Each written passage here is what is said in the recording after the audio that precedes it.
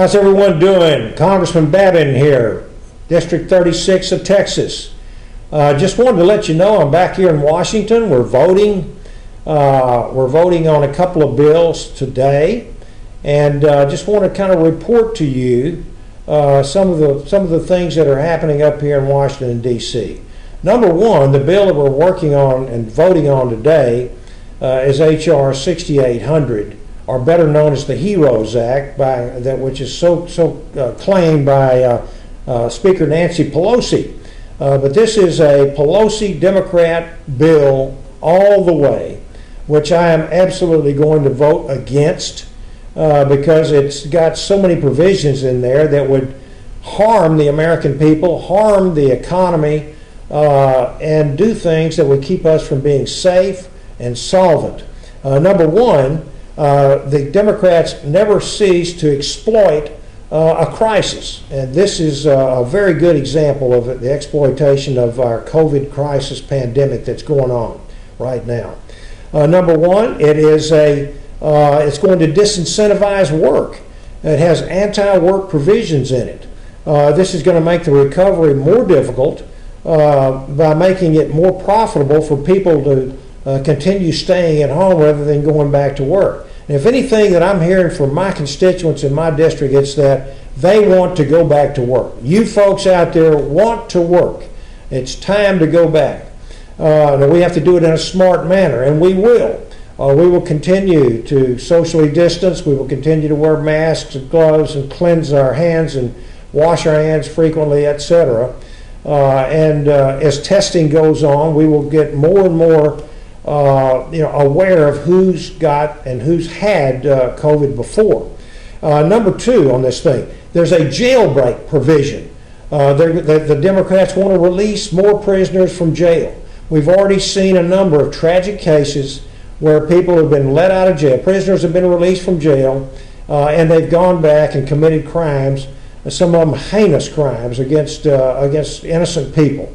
So we don't want to do that. The Democrats need to be like everyone else. We want to have people safe. That's our number one priority as elected officials. The American people need to be safe. We've got incentives for illegal aliens. They want also in this bill, the Democrats want stimulus checks to go to people who are here illegally. Incredible to even think, but this is exactly what they're trying to do. It will also make it very difficult, if not impossible, to deport criminal aliens, and so it's a non-starter for me. It also it's taking jobs away from American citizens to give to illegal aliens that are here.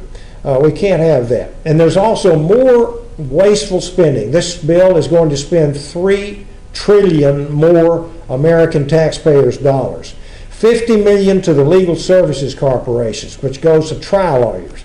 $50 million to the EPA and what they call environmental justice grants. Crazy. $10 million to another $10 million on top of the $25 million we already gave to the National Endowment for the Arts, and another $10 million for the National Endowment for the Humanities. I don't know what that has to do with the pandemic, with COVID-19, but there again, the Democrats want to spend more money that has nothing to do with this thing. This is one of the most egregious parts of this bill is they want to have a federal takeover of our election process in this country. The elections have been the responsibility of the states. Well, they want to federalize the entire election process, which takes the power away from the states. They want mail absentee ballots sent to every voter on a permanent basis. We know already that mail-in ballots are the weakest link in an honest election system. The easiest link, the easiest aspect of our election system to commit fraud is in a mail-in ballot system. This will also permit same-day voter registration. It will codify, in other words, put into law, ballot harvesting, which is how we lost 6 Republican seats in the state of California last election. The election continues and continues and continues as Democrats continue to bring in, even after the close of the polls for the next days and even up to a week or two, they keep bringing in ballots that supposedly weren't turned in. And this will codify that and put it into law. We can't have that. It also will prevent us from asking for a meaningful voter identification, where you can just come in and take the word of somebody. It's incredible that you would not be expected to show a valid voter ID with your photograph on it in order to be able to vote.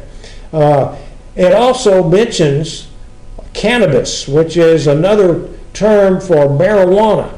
In this bill, which is 1,800 pages long, there are more mentions of cannabis, which is marijuana, than there are of jobs and the economy.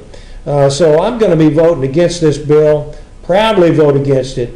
And I think that most folks, most Americans out there realize that this is a prescription for disaster, and we hope that this will not ever become law. I don't see the president ever signing it. I don't see the Senate even taking it up.